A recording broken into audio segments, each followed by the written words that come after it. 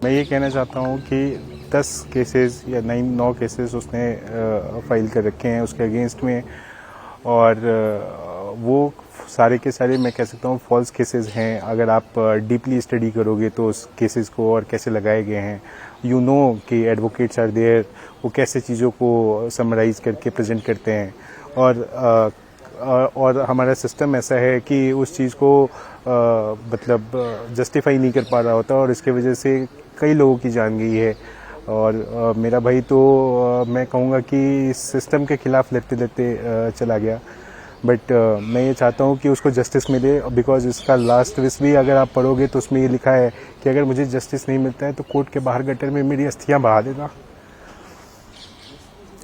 तो I want justice for him and other brothers and men who is suffering from this situation nowadays.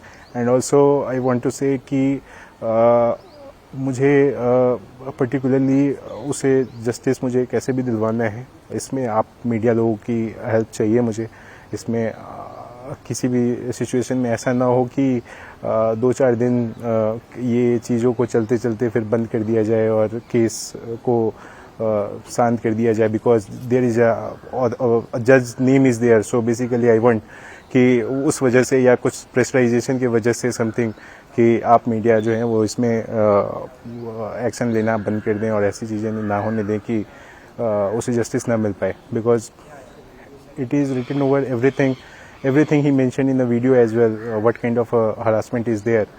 So मैं ये चाहता हूँ कि उसे जस्टिस मिलना चाहिए। कि डेट में जो भी लॉज बने हुए हैं वो सारे के सारे जो है वो महिलाओं के पक्ष में बने हुए हैं। बहुत सारी महिलाएं इस चीज़ का फ़ायदा उठा रही हैं। शादी करने के बाद डिवोर्स लेना है। इवन आप कुछ अभी रिसेंटली अगर आप सुने हो न्यूज़ में ही आ चुका है, कुछ क्रिकेटर्स आर ऑल्सो देयर, वो कैसे फ़ायदा उठा रही हैं इस चीज़ों का, शादी करके फिर आप इस चीज़ का फ़ायदा उठाओ और 2 करोड़ 3 करोड़ रुपए आप इस तरह से आप इसका मांगो, और सामने वाले को ऐसा even 40,000 rupees is the maintenance cost of a child who is approximate 4 years old right now. आप 40,000 को 80,000 रुपये कर रहे हो, किस बेसिस पे कर रहे हो? आप 40,000 रुपये per month maintenance cost of a child which is living in Uttar Pradesh,